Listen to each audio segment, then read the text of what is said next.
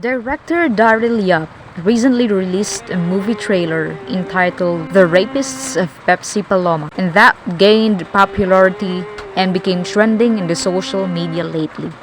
The title of the movie itself raised curiosity among people of how the story goes and questions about Pepsi Paloma's background and if that was based on real life events or was it just the writer's creative imagination which inspires in making the movie trailer. Well, to know all of this, let's dive into the times of the past.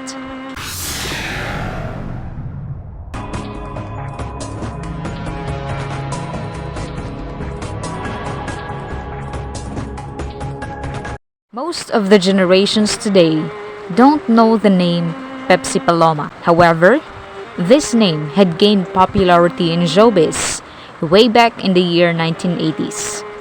She is Delia Dueñas Smith, also known as Pepsi Paloma. She was born on March 11, 1966 in Manila, though her mother, Lydia Dueñas, was a native of Borac, Northern Samar, and her father, Kenneth Smith, was an American letter carrier.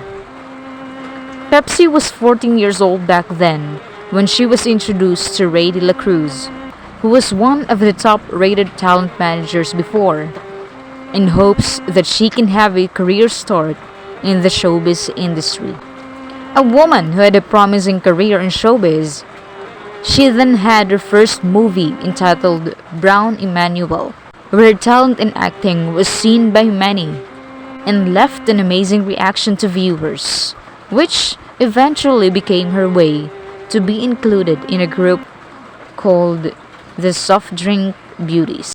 Coca Nicolas and Source Emmanuel were the other two members of the group. While Pepsi was promoting her first movie, she was invited to have an appearance at the popular noontime show Eat Bulaga. Without a single clue, this will be the step in getting Pepsi into a controversial issues ahead of her when she filed a rape case against the three TV personalities and hosts of Eat Bulaga, namely Vic Soto, Joey De Leon, and Richie the Ursi. Based on Pepsi's testimony, she and someone named Guada Guarin were invited by the three hosts to have a good time in a bar. These ladies went into the bar, had some fun, and allegedly were drugged by these three men and were brought to Sulu Hotel in Quezon City. Paloma was allegedly raped by the three hosts, and that was even asserted by Guarin, saying that she saw the whole scene. This issue would shock everyone. However, this was firmly denied by Soto, De Leon, and the horse. Pepsi decided to continue filing the case on August 18, 1982, so she can seek justice from the alleged rape. And to completely file the case, she sought help from then Defense Secretary Juan Ponce Enrile, who referred her to Rene Cayetano, the father of Senator Pia Cayetano and Senator Alan Peter Cayetano. While the case is in process, news spreads out like fire when Pepsi Paloma reportedly was missing. Authorities then conducted a search in hopes to find Pepsi, and when she was found, she was held captive by a notorious and convicted felon criminal named Bienvenido Mendoza, or also known as Ben Ulo, who was associated with the Soto family, surprisingly.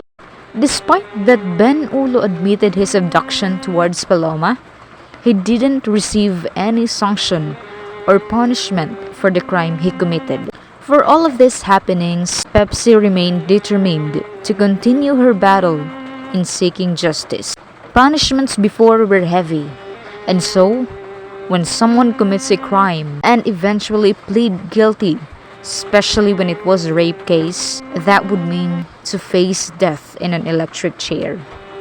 And so, to avoid this circumstance, it was believed that the brother of Vic Soto, Tito Soto, who is currently a senator, paid a visit to Pepsi to withdraw the case by signing an affidavit of desistance. The affidavit of desistance is a document that can be signed by the plaintiff to withdraw the case filed against the defendants.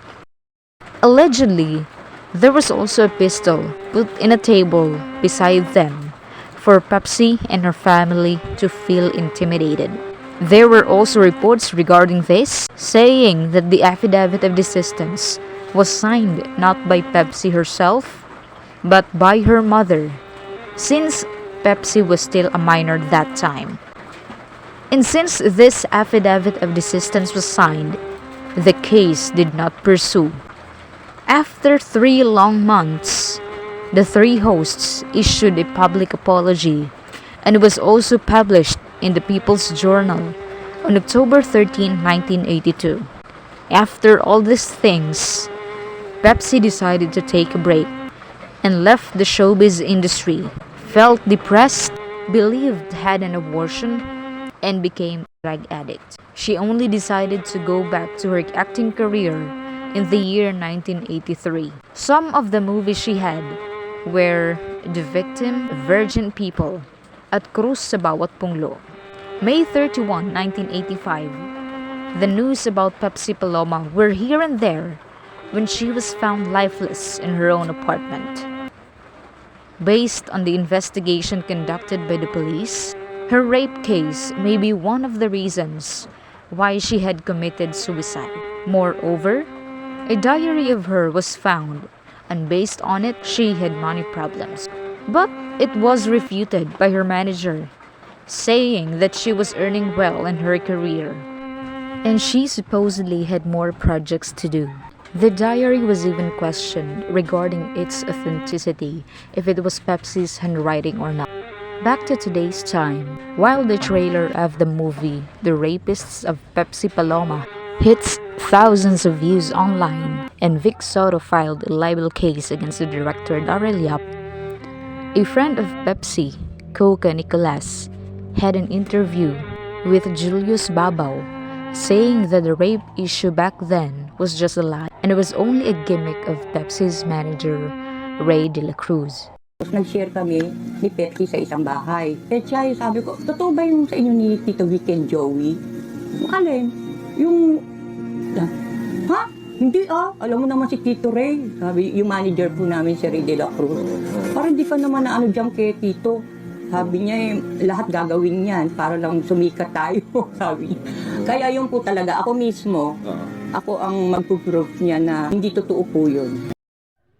Up until now, people are still trying to convey the truth. Only Pepsi Paloma knows everything, whether the rape issue was true or was it just a lie made by her manager. It will remain untold since she, unfortunately, died early. With all of this, may the truth prevail, may justice be served, and may the innocent be freed.